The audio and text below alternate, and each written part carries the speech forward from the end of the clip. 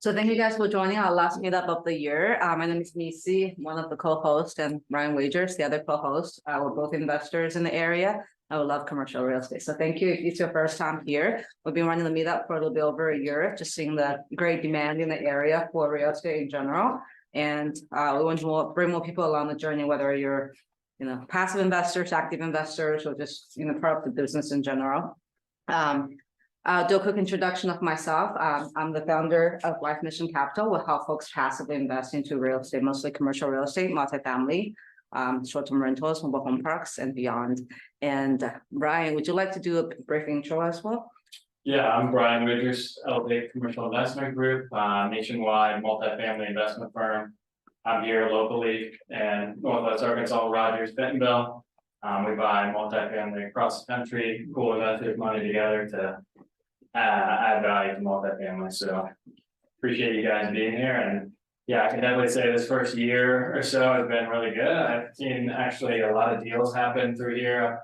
I've had some people invest in my deals. I've seen some vendors work with partners here too. We should probably keep track of that. I'd say there's been multiple millions of dollars of transactions that happen here. So I think it's really cool. And that was kind of the spirit of starting this whole meetup and, networking, but at the same time, dropping some out, whether you're in, for example, tonight, development, maybe that's something you're potentially interested in the future, or now maybe you can speak on development a little bit more high level, taking some golden nuggets here. So really like the mix of, the golden nuggets takeaways and also the relationships and future partnerships that come out of these meetings. So really excited for tonight's speaker as well too. So I do want to add that we're recording this so that we will distribute later, and also to our Facebook group. If you're not in the Northwest Arkansas Commercial Real Estate Facebook group, be sure to join that. I'll just introduce Chris here quickly, and I'm sure he's going to go into his bio as well. He's the CEO and co-founder with Flyway Ventures, and his partner John is also here. Where's John? Oh, here, yeah, with him as well. Chris also is a licensed attorney in Arkansas and Texas with extensive experience in real estate transactions, representing investors and developers in residential, multifamily, and commercial space. He's been involved in owning and developing real estate in Northwest Arkansas. In late 2021, since late 2021, he's facilitated approximately more than $150 million in real estate transactions in the area. He co-founded Flyway Ventures with John Baxter, who sits right there, who has more than 25 years of experience in successful business and real estate development as well. So their focus is on developing residential rental communities in high growth areas with quality finishes and amenities. I'll just throw another thing about Chris here. I know there's many things I can read off about his titles, but he was also recognized as one of the 40 under 40 by Northwest Arkansas Business Journal in 2021, and serves on the board of directors on First Tee of Northwest Arkansas and the Arkansas State Red Wolves Foundation. He will also talk about his family as well. He's a proud father. So I can go on, but I'll leave some for him to talk about. Welcome. Yeah. Thank you, Chris. And Nisi, that was fantastic, way better than I could do, and that's a way better introduction than I think my wife Jenna would have given me. So I can appreciate that. Nisi, Brian, thank you guys so much for having us, and everybody in the room. Appreciate y'all being here. I'm excited to talk about development. It's kind of a wild time to be trying to develop. If you're in real estate, which most of you guys are, and or you're interested in it, probably aware of interest rates and what that's done in a quick period of time to trying to develop real estate, purchase real estate, issue title policies on real estate, issue insurance policies on real estate. Everything has its challenges now in the high interest rate environment, but with those challenges come really good opportunities, especially in an area like we're in today in Northwest Arkansas. Nisi gave you my background, my bio. One of the big things for me is my partner John likes to say is I'm a recovering attorney. I was privileged to be an attorney 10 to 12 years full time. Hung my shingle here with my wife Jenna, who's also an attorney. In 2016, after working at firms in Jonesboro in the Delta, where I'm from, proud to be from there. We moved up here in 2014 to join a law firm here in Rogers. And then since that time, my practice evolved into a real estate focus and a developer focus. I got to know developers in the area, help with real estate transactions in the area, had the opportunity to meet John through that, through my practice, and facilitating transactions, helping navigate development processes for developers. During that time as well, that's when I began with my family and myself investing in real estate here in Northwest Arkansas. We've done offices, we've done townhomes, apartments. John and I now focus on more of a build for rent model, which if you guys have researched, or if you haven't, you ought to. Apartments generally go up. Horizontal is the name of the game for build for rent. A lot of people sometimes call them horizontal apartments. Is something you may see if you research that as well. John and I formed Flyway Ventures here about 1.5 years ago. My practice, my focus on real estate, my focus on development led John and I to partner up and focus full time on what we do now. And so that's what's kind of led us to where we are today with forming Flyway Ventures. If you don't mind changing the slides there, Missy, appreciate it. So some of you guys, this may be old news, expert for you guys as far as how the development process works. If it isn't, I'm going to go through some of the things that we at Flyway Ventures, we do when we find a piece of land and we're going to look at developing it. We kind of have a structure we go through to help us make sure we're making good decisions on development. And when you're in an interest rate environment like we're in today, it's even more important to go through that process. Make sure your due diligence is right. Make sure you've got the contract right. Make sure you've looked at the GIS. You've looked at the future use plans or the comprehensive growth maps. All of those things, and a lot of times in a city that or a town, an area that we live in, even though interest rates are high, good pieces of dirt don't last very long. Even a lot of times they don't even get listed. So if they've made it to the MLS, there may be a reason that it made it to the MLS, to be honest with you. So and John will tell you that a lot of the deals that we see are off market. And that's so with that, we go through our process. And first thing we try to do is get it under contract, because with that contract, we're going to get it under contract.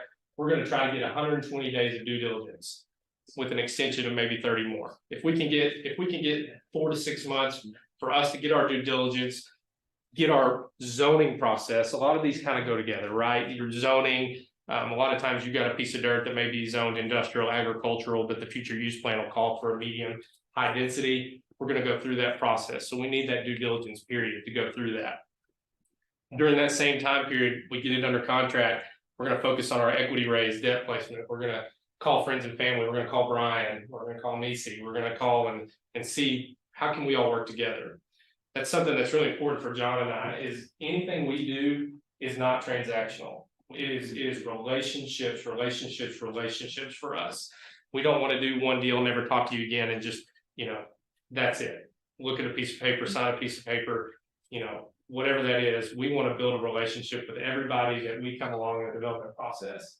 And that's important. That's a big piece of advice I would give to anybody else, that whatever the space is that you're in, when it comes to real estate, because this is a pretty small space. Even though we live in a pretty big area, especially for Arkansas, the real estate, the development space, is still pretty small. I mean, everybody knows everybody. You want to do people right, and you want to build those relationships, because that's where everybody wins. And that's important for John and I to make sure when whether it's going through the contract process, the equity raise process, the title process, whatever it is, we want to make sure that everyone is happy to do business together. So while we're going through our equity raise and our debt placement, we're also going through the site planning process. That's where we're trying to squeeze as many doors as we can on that piece of property, especially in an environment like this. Now, depending on where you're at, the cost of dirt, what you're trying to achieve with your rent model, you may have all the amenities in the world. And we're going to show you a project that we have currently going through the LSD process in Centerton that is really highly amenitized. But then on the page before that, we're going to show you a project that really the focus was we need to get as many doors as density and as dense as possible on this site. And with that, maybe we can keep the rent rate a little bit lower, so we can get a place for our teachers, our firefighters, our nurses, things like that, a place to live, because that is a challenge we're facing today. Bentonville school teachers, they're struggling to find places to live in the city they teach in. And so that's something we focus on a project that maybe doesn't have the clubhouse, the pool, the dog park, but we can still provide a really quality place for someone to live and not have to commute 30 minutes to get there, because that wraps into that cost of living, right? It's not just what is my rent or what is my mortgage, it's what's my commute time. If the Northwest Arkansas Council does a great job of putting all that data together. And if you haven't been on their website, I would suggest going on there, looking at the reports they put out about cost of living, because that is all encompassing. It's really something that I think shows where we're at as a region as we grow, and how do we combat that with maybe higher density, which allows us to have maybe a little bit of a lower rent rate. So we look at that with our site planning. With that comes zoning, looking at the future use map, comprehensive growth map, some people call it. You'll see that a lot on cities. What is the max density that the city is realistically going to allow us to have there? Is it 10 to 12 units an acre? Some cities use size of lots, minimum lot size. I like it a lot better when they tell me how many units I'm going to be able to get on there, and I don't have to do math as a lawyer. And I didn't like to go by the hour, so math was something that I like it when they tell me how many doors am I going to be able to get on that site. Realistically, you look at it and say, oh man, that's a multifamily zoning on the comprehensive growth map, 24 units an acre. Well, when you peel that onion back a little bit, when it comes to utilities, setbacks, maybe it's detention, maybe it's in-ground detention, whatever it is, you're really probably not going to get that density on site. So keep that in mind during that due diligence process. When you're looking at your zoning, you're looking at your site planning, you're really probably not going to get that max density threshold, but you want to go ahead and get whatever the higher density zoning you can get. Always try to get that, in my opinion, when you're trying to focus on navigating the environment we're in today. After we get the zoning, we get our LSD process, which we're navigating right now. You get fully entitled, which is everybody's celebrating. It's time to get a pre-construction meeting and time to get permits. Let's go to work and then have our groundbreaking. So that's kind of what we how we navigate things we look at. We want to focus on when we're looking at sites during our due diligence. School districts are big for John and I. We want to know where the local school is, or the closest school, access to amenities, greenway, things like that. Both projects you'll see today, we're either creating a greenway piece or we're going to have access very close to it. The other project that's not exactly on the greenway, we are building a 10-foot multi-purpose trail or path on the project, and we're putting a little bit of on the northwest corner of the site. I kind of call it a trailhead, something that, a bike fixing station, something like that, just as an attractive initial first impression of the project. So let me see if you don't mind moving to the next slide. And if y'all have any questions during this, I want to be a conversation. Yeah, on that last slide, how much money will you spend to get to the? Yeah, so go. Yeah, so odds are good you're going to spend between, if you're wanting to move the project along during this process, which means getting your site planning done during your due diligence, you're going to spend between $100,000 to $200,000 realistically before you may kill a project and spend $100,000 on it before you realize you killed the project. So that's something that, again, in today's environment, you really got to consider, and that's where you got to have a good structure and process in place for the due diligence aspect of it. And how long is this taking you to get your zoning LSD right now? Yeah. How long have you spent? You are that part now. I think if you have not spent a year on getting it from contract to getting it to maybe where you're doing comment process with the city, which every city's different on their comment process with the LSD portion of it. You're at their mercy at that point, but to get it to that point, I think you're at least a year. If it's already zoned, it helps easier. shave some of that off, because then you're focused on your site planning and your LSD process. But realistically, I think it's a year it's probably more like a year and a half to get it to where you are ready to scratch dirt. And You so broke that's, a new record on. The new one, we're not there yet. We're not there yet. Not- So we don't have permits yet, but we are hopefully on the agenda on our Mallard Meadows project next week. So that is we're hopeful in that regard, but it's just hard. I mean, it's challenging to get a project to permit. It just is. But with that comes the opportunity for people in this room, because if it was easy, there's a lot bigger groups, there's a lot of bigger developers around the country that could come in and take up all the land and develop everything. So with those challenges come opportunity, and I think that's something you need to focus on too. You have a question? What was the name of the planning council where you got where you can pull a lot of the information Yeah, from? so the Northwest Arkansas Council, is that what you're talking about? Yeah, the Northwest Arkansas Council has tons of data about the area regarding cost of living, commute times, things like that. I strongly suggest going to look at what they have. Brian? Yeah, with your talk about like teachers and finding more affordable places and also the density plan, have you found that cities are being more open to having higher density or putting more units in, or is it the same as it's been in the past couple of years since you started? I honestly think I think the opportunity is there to have that. They're hearing it, they understand it, but a lot of times I don't know if the appetite is there quite yet. They're going to look at their future use plan, they're going to look at their comprehensive growth map, and they're going to look at their code. And it depends, quite frankly, on the department you're dealing with the city. There's some departments that are willing to navigate utilities, maybe sharing an easement, maybe two utilities share an easement, whereas some, I want my 20-foot easement, I want my 20-foot easement, and nothing else goes in it. And so if there's no negotiation during that process, you're not going to get that extra density. Cities are going to have to be willing to give on some of that, some of the setbacks. I think it's getting there, but quite frankly, now I don't think we're there yet. I think they understand that's coming. I think you're seeing some projects like the collaboration between Accelerate and the Bentonville School District. I think that's a really good test case for cities collaborating and groups coming together to help solve the problem. And if you haven't looked at that, you ought to look it up. I won't go into that too much, but there's plenty of news articles out there about the collaboration on finding housing that's in essence deed restricted for either LIHTC, low income, or Bentonville School District employees in essence. So to answer your question, I think we're getting there, but we're not there yet.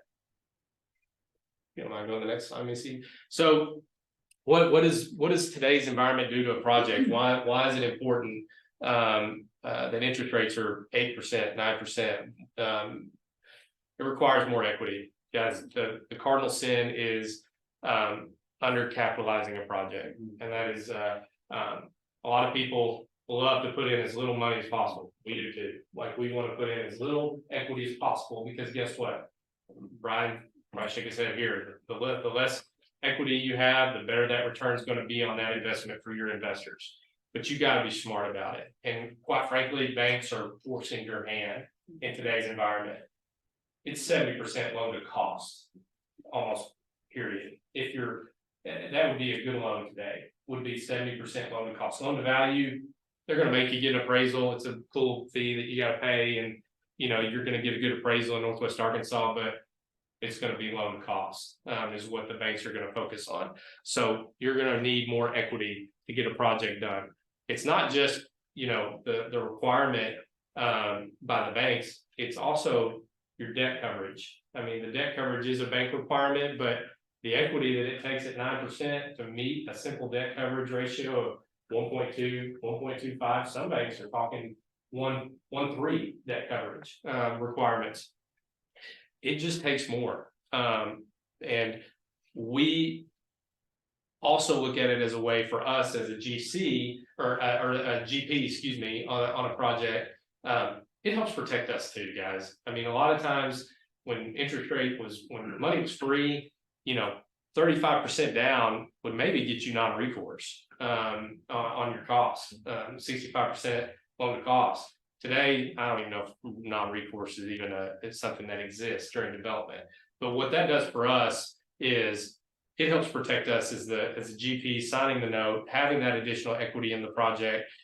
It helps your investors, it helps protect them. Yeah, is the return going to be as good as what it would have been if you could put 15% down and go? No, but they're going to have a safe project. They're going to have a debt coverage. There's still going to be some good return for them. And then on the exit, the multiple, the cap rate market in Northwest Arkansas is always going to be strong. It's strong today. It's going to be even stronger when rates, kind of calm down and we get back to a more normal environment. Your interest carry, your leverage comfort for the bank, your debt coverage ratio, investor returns, kind of went over all of that. If you have more questions about that, let me know. I want to kind of spend some time diving into the projects or some of the things that we like to focus on in this environment. John and I, one of the first things we set out to do when we formed Flyway Ventures was focus on build for rent, like I mentioned earlier. We love the concept of build for rent community. We think that today's renter, as the younger renters become the more prevalent renters, they want the flexibility of renting, owning a home. I'm 39. I think if the 25-year-olds, the thought of owning a home, it's just not that big a deal for them anymore. I think they like the flexibility. I think they like the transient nature of renting, but they don't want to give up the amenities. If they lived in a nice apartment in Nashville or Denver or Seattle or Austin, and they come to Northwest Arkansas, they want those amenities, but maybe they don't want to have people on every corner of them, the floor, the ceiling, the walls. So you build for rent communities, you give them green space, you give them walking trails, you give them still have that community feel, but they're going to have amenities as well in a project like the one that you'll see here in a minute that we're developing in Centerton. We can build them for a better cost basis than we can a 4-story, 6-story apartment complex. Commercial apartment buildings go vertical. A lot of times they may require steel structure. They're going to be commercial contractors. They're going to be more expensive to build than being able to go horizontal. Why is that?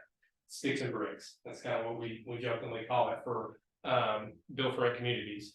They are 1-story, maybe 2-story townhomes, 1-story cottages. They're single family builds. One of our projects requires fire suppression. One of them doesn't, but even when it does require fire suppression, it's a completely different product than if you're in a high-rise apartment building. So all that says cost basis is lower. We can keep our cost basis lower by doing the build for rent communities versus the more dense, the infill apartment buildings. I love apartments. I'm not trying to downplay apartments. I think infill apartment, 3-story garden style apartments, they have their place. They're a great product. But in today's environment, in the interest rate environment we're in, the ability to get the density, but also keep the cost basis low, built for rent communities are really a sweet spot in our opinion. They're attractive still from a higher rent growth perspective. We're confident in the ability to continue to push rents. I think rents in Northwest Arkansas this year, Brian, pretty flat, maybe 2%, something like that, depending on the product. But I think in a normal year, and as owning a home continues to be more difficult than renting, I think rent growth in Northwest Arkansas will pick back up. I think all this high interest rate environment is doing is suppressing new build coming online. If we're continuing to add 10, 11, 12,000 people a year, well, the underlying fundamentals of number of doors being less than the number of people moving is just getting worse. And so if we can get a product built over the next 2 years, 24 months, the demand for rent and rent growth is going to continue to increase. At least that's our belief, that's our projections. And so we're still bullish on continuing to try to get developments done in this environment. We think that built for rent communities provide for a potential lower cap rate on exit. I think Northwest Arkansas is a little bit of a unicorn, whereas if you got something new, stable, whether it's an apartment, townhomes, built for rent community, it's attractive. There's investors out there that are attracted to Northwest Arkansas. If it's built and stable, you're gonna be in a good place. But we think that built for rent communities are continuing to be more attractive. If you research it online, you're gonna see article after article after article about the increase in development of built for rent communities, not just here, but across the nation. It's still a pretty new concept in Northwest Arkansas. So we're testing the waters a little bit, but across the country, really popular as far as investment purposes go. So what does a project look like for us? We are deep into this one right now. This is Mallard Meadows. The location, it's Ginn and Brookside. Ginn's also called Main, which is, if you've been to Centerton, downtown, which is McDonald's. In Centerton, you turn south of McDonald's on 102, keep going south till you hit Brookside. We're the corner. This is that hard corner. We're the very far northwest corner of Bentonville. It's a 94 unit townhome rental community. It's a mix of 3-bed, 2.5 bath, and 2-bedroom, 2.5 bath. We call our amenities active amenities in this project. This is a project that we're talking about here that we want the nurse, the teacher to be able to live in. So it's not as grand in the amenity standpoint, but we're still providing what we believe is a really nice, aesthetically pleasing place for those type of tenants to live. We have a walking trail, pickleball courts, and gathering places. It's not shown on this site map, but that right here is where we're talking about the trailhead piece right here. Right here is a 10 foot mixed use trail that we talked about. And then the greenway plans, again, going back to due diligence, we always look where the greenway is going to go, where are they projected to go.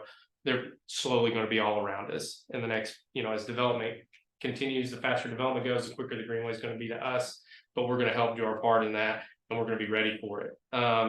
We estimate this to be complete in the fall of 25. As I said, we're on the Planning Commission agenda for next week as of now. Once that goes through, we've got one more item to clear up with the city, but then hopefully we're ready by mid-December. We've gotten all our approvals, all our sign-offs, and then we can realistically break ground when the weather allows in Q1 of 24. These are, yeah. What's your ratio of 3-bed to 2-bed? We are about 65%. We're 2/3 2-bed, 1/3 3-beds. Debate on that. As far as the unit mix goes, 2 bedrooms it's cheaper rent. Roommate plan is really attractive in Northwest Arkansas right now. We find that to be attractive, but there's still the need for 3-bed, 2.5 bath. We have half baths in all the units, and something John and I have focused on is a dedicated workspace for all units. Every one of our units in this project and the next project have a dedicated, at least desk area that's not just somewhere to put a table. It's a dedicated desk space for someone to work from home. Again, that flexibility of today's renter, they may live here, but their office may be in Denver. And so they need a spot in their house where they don't have to go to if they don't want to a co-working space or a Blake Street, something like that to work. They can work in their house.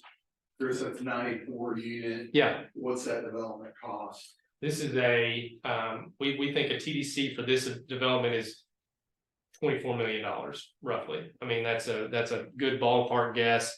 24 million. Our site plan is adjusted a little bit. We don't have a row going like this across the entire way. It's been broken up a little bit, but that's a good conceptual idea for you guys. As you can see, the units we did do, the site allowed for, a lot of times with townhomes, you see the garage being the majority, whether it's in the back of the unit or it's the front of the unit and a door. We did make the garage, we made the units a little bit wider as far as an aesthetic standpoint goes. We thought that looked better on this product. But a TDC, we roughly think it's $200 a foot. We try to beat it. We want to beat it, but that's where we are coming in at. for a project like this. Just curious, did you have any issues at all with effectively a zero lot line side yard setbacks? Getting all the townhomes together, what was? No, because this is a large scale development. Okay, So it's- I was set your own. Yeah, and I didn't do a good job of, no, that's okay. One of the things that there's a debate on with the build for rent communities is, do you do individual lots? Do you go and do a final plat with individual lots? Or do you do a single platted development? Both of ours that you're seeing tonight are single plat. So we don't have lot lines, we don't have, shared wall agreements. We don't have the ability to go and sell these off one at a time if we needed to. It helps us with cost basis too. So our water, our sewer, a lot of times are building based versus individual address based. So it helps from a cost standpoint on that perspective as well. Any questions about this project? Yeah. Do you have How to- much land does this sit on? This is on 9.87 acres. So we're pretty proud. I bet it's smaller than that usable though. Yeah, we're pretty proud of the density on this one. And the slope, it's got a pretty good slope to it from northwest to southeast, the fall line. And our engineering team, who I'm gonna give a shout out because we got a member of them here today, Olson and Jenny Burbage with Matt Luce and Caleb Bebeau and with Olson, and then Jenny Burbage with Prism Design. If you're familiar with EDG, she used to be with EDG. She went out on her own. She's got her own design studio now. Have done just a phenomenal job on this project, navigating the site, utilities, and the ability to get the density. But again, that was a focus from day one when we found this site and its location. Its proximity to Grimsley, its proximity to Vaughn. If you're familiar with the schools in the area, this felt right to get focus on density, focus on the quality housing, the private yards. Each one of them, you can see fence lines here. We do have private fenced yards for almost all the units except the ones that have to be decked because of the slope. They're higher up, they're decked. So we focused on that versus amenities. If we were going to have more amenities, we would have lost density. But we've achieved, I'm confident we've achieved max density on this site. So There's something like the tie something together too, that Brian and I talked about for people that are considering big development, we talk about relationships. Engineers are very important because their reputations with the city, and Chris has been down and met with Centerton and they're still relationship driven. And so that makes a lot of difference on getting your max density, getting your project done a little faster if they're used to dealing with certain people. Yeah, that was gonna be a question for me, someone outside coming in, what's a barrier to entry, having that local presence, probably, are you talking to the same city guys, like on a past project versus some big group coming out of town, there's. The big group of towns gonna be at a disadvantage. 100%. I mean, guys, we're still small towns. I mean, we're still Arkansas. As far as going to meet with the city of Centerton, going to meet with the city of Bentonville, it matters. It does. And building something, knowing that you're driving by the project you're developing every day, I think has an impact on the planners as well. You're not someone who's often and guys, it has its place. I mean, there's a lot of people that make money off people living in other places, and there's nothing wrong with that. But it does, people are human, and people, the cities appreciate the developers who are here on the ground trying to navigate this process with them, because our cities are overwhelmed with development, they're understaffed, there's capacity issues. And so if you're here on the ground with them and you're willing to go meet in person, do a page turn with them, if there's comments that they have during the LSD process and you're willing to go sit there with them and try to work as a team versus an adversary, it pays dividends. I was wondering, what's the soft cost estimate? Sorry, what's the hard cost estimate and the soft cost estimate? So a lot of times for us, and I'm roundabout way to answer your question is, our loans almost get really close to being all hard costs on this. I think here we've got an estimated soft cost of probably we're high on our dirt work bid, but I as far as the number we've put in our pro forma, that I don't want to take it down yet, even though we're getting bids as we speak that are better than what we have it. I think our soft costs on this are $7 million roughly on this when it comes to development fees, engineers, architects. I'm counting the site work too. Were you talking about vertical? Were you talking about vertical up? You could break it down different ways, but yeah, the site work is probably a big piece. Yeah, so I'm sorry, I thought I just said, yeah, I would say 2 million in soft, just not any kind of construction related. Maybe you could define soft and hard costs for some of the people here too. Yeah, so soft costs are your consultants, your development fees, anything that's really not tangible construction would be the way I would look at it. Architect, engineers, environmental reports, soil testing, interest carry. If you have a preferred return that you're plugging into your pro forma that you're trying to include as part of your budget, anything that's not related to the actual construction of the project is a soft cost. Hard cost is the actual cost it takes to develop the dirt, move the dirt, get it pad ready, and then the vertical cost is the rest of the hard cost there. Sorry, Missy. No, that's good. And then between the site work and also the vertical builds, what's the split in that usually? It depends on the site. Well, for this one, I think this site work's going to come in between $3 and $4 million. I think is probably realistically where this comes in for site work, whereas the vertical is going to be, what is that? That's going to be what, 17, 18, 19, something in there around that range. We're about to take the vertical out for bid as well.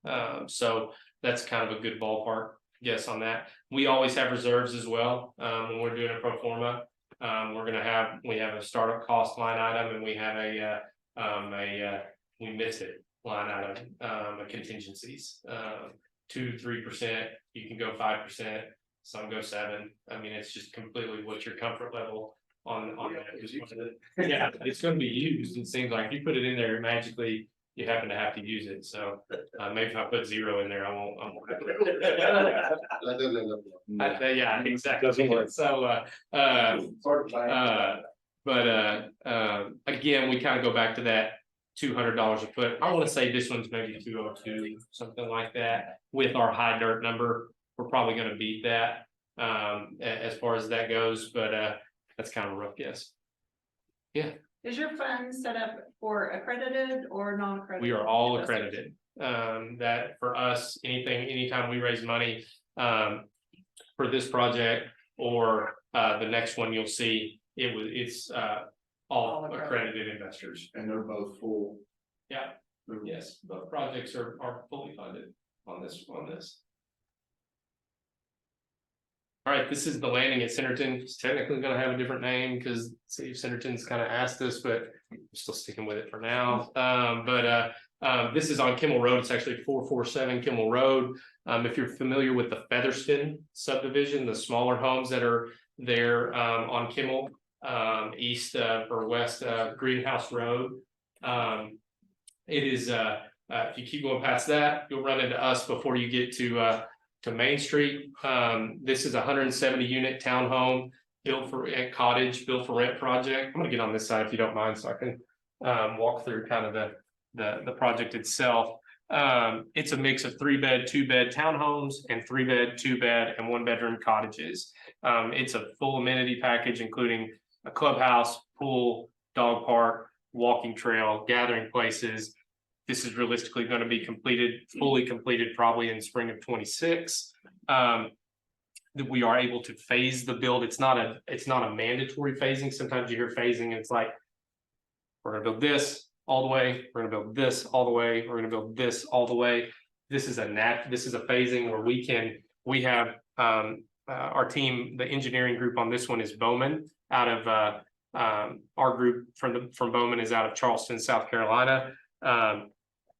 They have designed the site in a way where we can cap our water, cap our sewer to where we can go vertical while the rest of the site work in phase 2 and 3 is being completed. So that helps with efficiencies.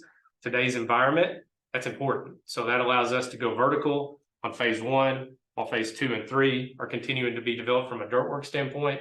Phase 1, we can get some units up, we can get some doors to where maybe we can get some leases going and help that interest carry. Anytime we can trim back interest carry, it's saving everybody money, it's making us happy, it's making our investors happy. And so if we can navigate a site like this, which is again, one plat, this is a single plat, this is not individual lots. It allows us to move faster, save money. Chris, your interest carry on that's like a couple $1 million a year, so that the faster you get those leased. Yeah, that's right. It's Yeah, big it's deal. a huge deal. We were able to, this project, from a, you mentioned a fund standpoint, we raised $8 million for this project. It was all friends and family accredited investor raise on this. We have a loan to cover the rest of it. This was all locked in at a good time. I'm not sure we get that loan and we get that funding done today, as far as that goes, in today's environment. But we were able to get that done again with our relationships and our trust, our partners, that we've been able to build. Anything you see in orange, these are your cottages. Anything in the purple reddish colors, let me see if this can be pushed over a little bit. It's no big deal. If not, no problem. But are the townhomes. And so we've got a pocket park, leasing office, kind of squeezed in different parks everywhere else that we can. That'll work. So and then this site, everything flows from Kimmel Road naturally to this way. So we have a pretty significant pond here that we were required to build for above. Yeah, we're gonna put I'm gonna pull John. I'm gonna pull John on some skis when we open this thing. So it'll be worth it. You stock in with fish? Yeah, I would love to. We are, so this is a PUD, which Centerton calls it. So there's an open space requirement, which is 25%. So this pond you can count. In fact, you see it kind of mentions you can count half of it. We're counting half of it here. And then all the green spaces are part of that 25%.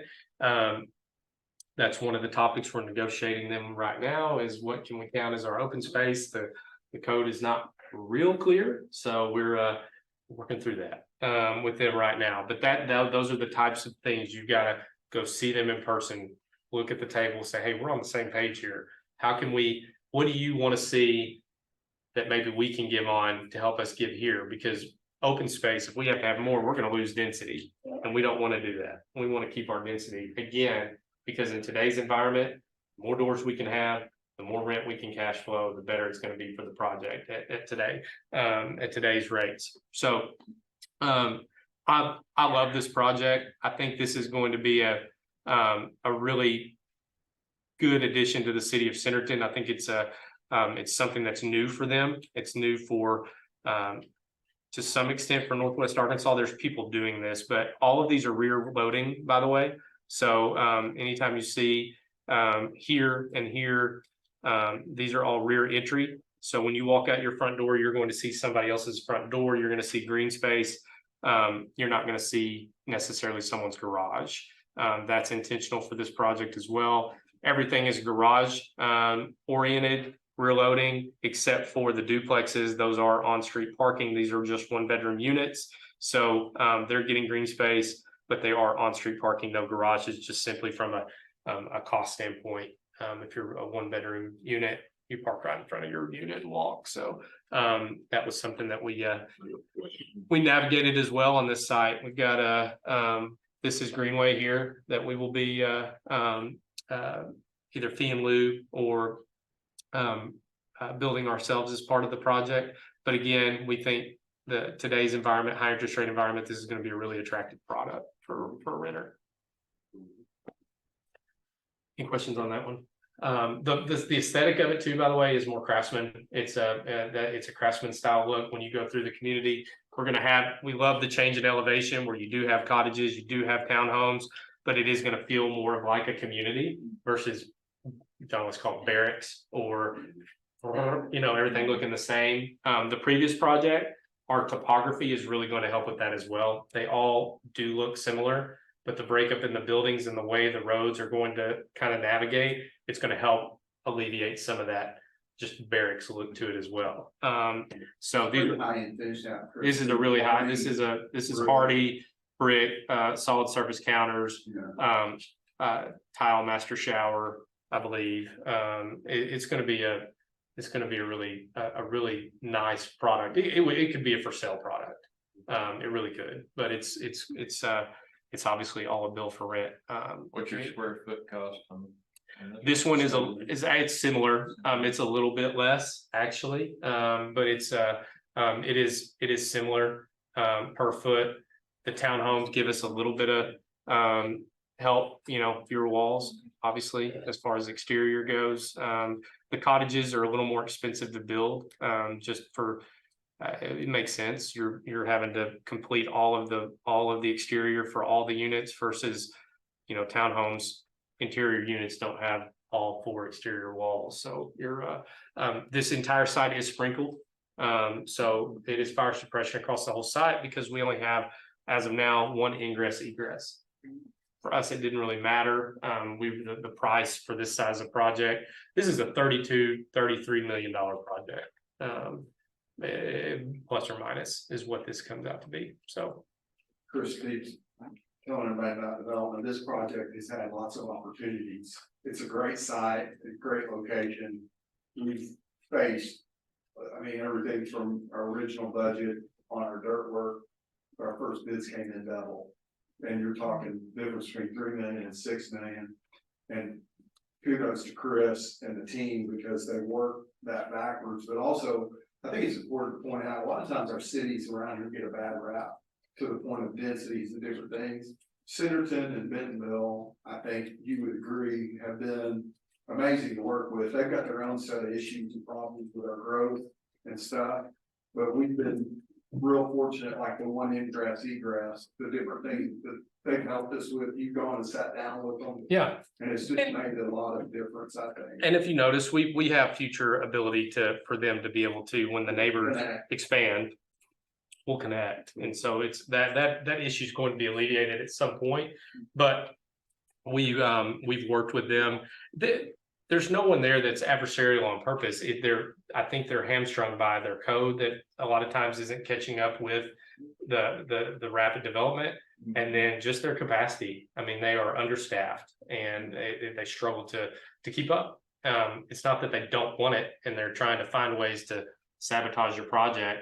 In fact, the planner, City of Centerton, she's fantastic, and she's all about a variety of densities, not necessarily a future use plan that says neighborhoods here, higher density over there, industrial here. She likes more of an integrated approach, which I think is really needed, especially in a city like Centerton, where, man, it's grown a lot, but it has a reputation of being a bedroom community.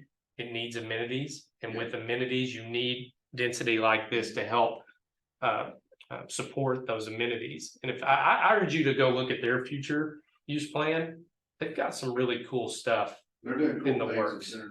They really are. And if you're a citizen, I don't know if anybody lives in Centerton or not, but they've got plans for a new downtown core that is literally like right here.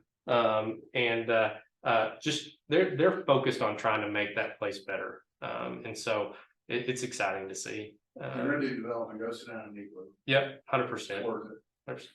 All type 5 construction, I'm assuming I know that's, 1 egress in and out, but I'm assuming type 5 is, and all wood is the issue behind it having sprinkled, correct? It is, the fire department literally said the 1 ingress egress is the reason for it's the distance from here to here. From the unit standpoint, I think technically we might have been able to not have to sprinkle some of the closer units to the access, but the cost difference with the new systems, the 13D, I believe is what the residential fire suppression systems are. It wasn't a huge, I want to say if we would have had to sprinkle half, I want to say if we had to sprinkle half of it, it's 150,000. It's 300 and something for the whole site from a square footage, like $2 a foot, because you can have general contractors come in. From an insurance, from a liability standpoint, we'll sleep better at night. So it on a 30 $2 million project, $150,000. I don't want to spend money. I don't have to, but it's really not moving the needle enough to worry about it. If it's the difference in getting the project done, again, working with the city and saying, hey, we'll take care of that. No, we really didn't. We really didn't. So. All right. So, what are some things you can do to protect yourself? Like we talked about, I'll go through these fast. Never undercapitalize a project, always conservative pro forma. Our team is awesome at that. We have Chase Williams in our office, helps us with our pro formas. He is really, really good at pro forming a project. We always like to keep rents. We pro forma rents we think we can get today for a project that's 2 years down the road. Costs, like I said, we want to pro forma our cost high. We feel good about our range or where our costs are going to land, but we're not going to say, man, I think we can shave off $6 a foot. I think we can do that. Let's see what that looks like. We'll play with it. We'll see what it'll look like. But when it comes to getting financing, raising money, we're going to pro forma conservatively on that front. Man, surround yourself with a great team. I'm biased, but our team, I mean, John and I, if we just stay out of the way, our team is fantastic. Rebecca Kendall has been with me since I've been in Northwest Arkansas. She was my paralegal. She's been beside me for 10 years. She's now our chief operations officer at Flyway. She helps keep John and I in line. Chase Williams is our director of development / CFO. Those two really kind of blend themselves together from a financing, helping with the banking, helping with the pro formas, really making sure that when John and I come throw a piece of dirt and say, I think we can get this number of units, here's our rough cost. John and I pro forma in our head in about 15 seconds if we initially, but he helps us put it really pen to paper. And then Kara Parker is our all hands on deck. She's a veteran. And she literally is willing to do whatever we ask her to do in the office, and she's super sharp. So again, surround yourself with a great team. We love our Flyway team, but again, when it comes to like Olson, I was just bragging on them earlier. Surround yourself with good people when it comes to your engineers, your site planners, your architects, the people that are in the boat with you on a project. If you do that, you're going to be successful, and you're going to make yourself better because you're going to learn something from all these people. And if you're not doing that, you need to probably find other teammates to be with. Use local when possible to navigate the processes. We've talked about that. Again, having boots on the ground here, people who know the cities, know the processes, know the pitfalls, know the landmines to look for when it comes to getting development done. It is huge, especially in today's interest rate environment, because you know what that does? If they know what to look for, you're saving days off your time. You're saving days off your due diligence. You're saving days off your soft costs. You're saving time, which is again money. I talk about non-recourse debt if possible. We can skip past that. That's not happening today. It'd be nice. John and I would love to do that. And then, the goal is always to get it to more permanent debt, agency debt. You hear about that when the project's stable, getting it to where that is where you can get into that non-recourse. You can get into the lower interest rates. You can really make a project hum at that point. Be hard to get rid of it. And then choose your financing wisely. I think I was thinking about this. How do I navigate that? You want your financing to be in the boat with you, not the one that's got the life raft when the boat sinks. You don't want to rely on them to save you. You want them in the boat with you. Does that make sense? And that is really important today. I think, again, those relationships, financing, you want them to be right there with you, understanding the project, understand the challenges that we're all facing trying to get projects developed. And if you do that and choose your financing wisely, everybody's going to be in a good place when it comes to, the amount of financing you receive, your draw requests, understanding, getting the subs paid, understanding your requests that you're making, getting that process again, speeding up, navigating if you need some more interest only time because the project's taking 6 months longer than it needed to. Chris, on that note, don't you find that the local banks, and we've got a list that we can talk about later, but some of the local smaller lenders are easier for us to work with that we've been down the road. with. Yeah, it's relationships. It's relationship. And again, I think it goes back to, you're all driving by these projects every day and they wanna lend. Sometimes you'll hear them say, we wanna lend to our people. And they mean that. I mean, that, I think we're able to give financing.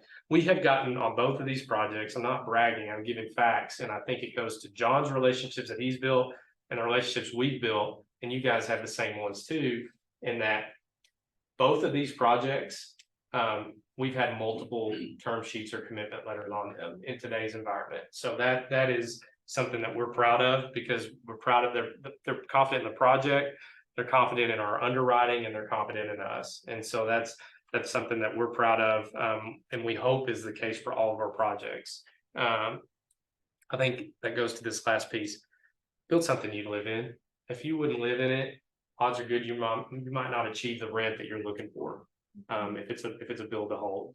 If it's something you would live in, maybe you wouldn't live in it today because you're in a different stage of life. But if you're at the stage of life of the renter that you're trying to target and you would live in it, odds are good it's going to be a successful project.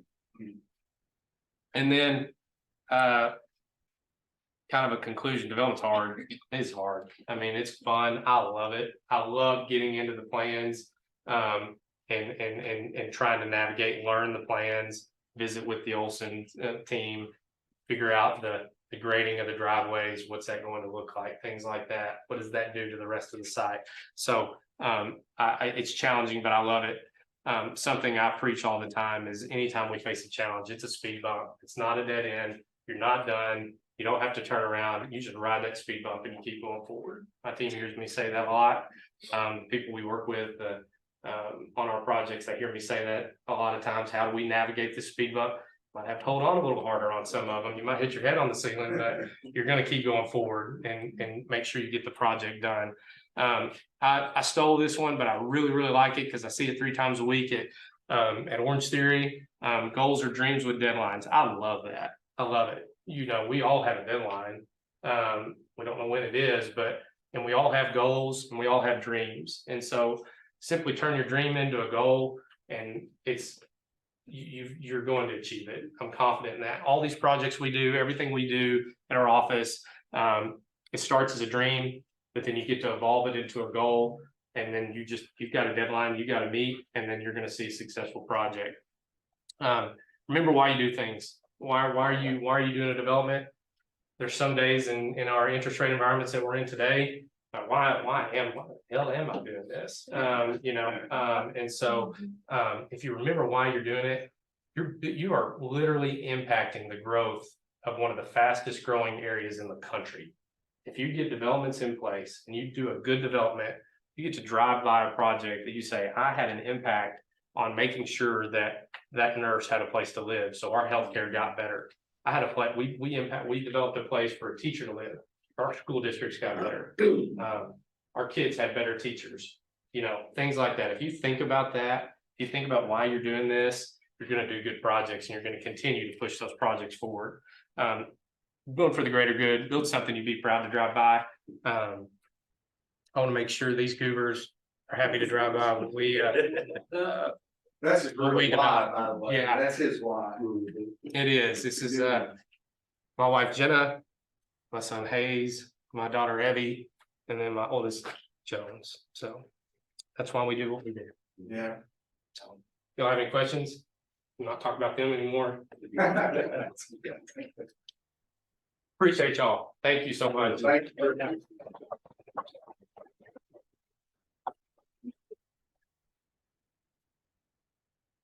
No one fell asleep. No. I'm impressed. So any thoughts, any questions? Cool. I'll leave some cards. My info's on the end of that presentation. Missy, I have no problem. Like if somebody wants to see that presentation or whatever, Okay. feel free to share it. Feel free to reach out, even if it's just a chat, talk about what you guys are seeing. What are you guys seeing? What are y'all looking at doing? We love talking about projects and how we can help. What are some things we're trying to navigate? What are some best practices y'all learned when you're looking at doing things? It's fun. Again, it's a small real estate, small community, guys. maybe a lot of people out there doing it, but really in the trenches every day, like a group like this, we can all learn from each other and help, again, make this area grow in the right way. I think that's a big thing. Something else to point out, Brian, we had this conversation at lunch, you know, just because these are big projects, but we started out in really small. It was Oh, one yeah. house or a fourplex or something in downtown Rogers. You know, and so anytime anybody has any questions, even on small projects, they turn to big ones. And so. Anyway, No don't doubt. hesitate to call or- We need it all, guys. We Yeah, need we the duplex. We need the 2 duplexes. We need the townhomes, you know, the infill projects where you get 10 units. We need all of it. We need the higher end. hands on I mean, deck. it's Yeah. you guys see it. I mean, it's all needed up here today. All right, guys. Thank y'all again. Missy. Brian. Awesome. Well, I just wanted to say a few things real quick. First, well, thank Chris, and I wanted to say that, you know, like passive invest is one of the great ways to get started, because development is hard and there's a lot of risks involved, to be honest. And I'm in like a 13-week course learning about development. I'm like learning about the different things, and I'm just thinking how risky it is. And so that's one way to get started. So definitely talk to them if you're a accredited investor or know someone that could be part of the community making an impact. Also, our January event, our next event is gonna be in January. It's gonna be a lender panel. We're gonna have regional bank, commercial lenders, and they're gonna share about kind of like what they think the market is going regionally and maybe globally as well, and nationwide as well. So we'd love for you to attend. It's January 9th. I'll pull up the flyer in a little bit.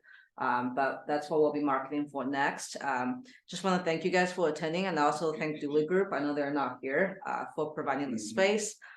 We love the fact that we can record this without having someone sitting there and record it. So if you guys have any feedback or anything you want to see, feel free to send us a message or email. We do have like a anonymous survey if you want to provide feedback that way as well. Anything else before we close? Yeah, I mean, I think a couple of takeaways from this. Yeah, I think it's one, really important to have really good partners on what type of developments you're working on. You can see from the first project, it was a lot more dense, and then with the second project, there's a lot of variance in the whole development space. So I think it's really interesting learning about that. And two, there at the end, it's like an abundance mindset. They're not worried about someone else coming in and developing too, or just because I do a deal without them doesn't mean that their deal isn't going to be more successful. So I think that mindset is really key for success and development, as obviously they're both very successful in their space, but any space in real estate is really key takeaway that I got there at the end. So I appreciate that willingness to be able to help. So yeah, this is the last event for this year. With the holidays, we decided not to do the December one and push this one up a little bit. So our next event will be January. It'll be a lender panel. We'll have RBAS, First Community, and then one more bank. Citizens. I saw that. Yeah. Matt on there it is, yeah. Yeah, Citizens will be there. We're gonna have one more too. So gonna be a really good panel. Come pick these guys' brains on what they expect for 2024. We really like having these panel style. So another one where you can get a ton of good knowledge there. So excited for that. Cool. Awesome. Well, have a good holiday. If I don't see you guys, make sure you join our Facebook group. If you're gonna sign in, we'll have a QR code signing in to get on our. Thank you guys.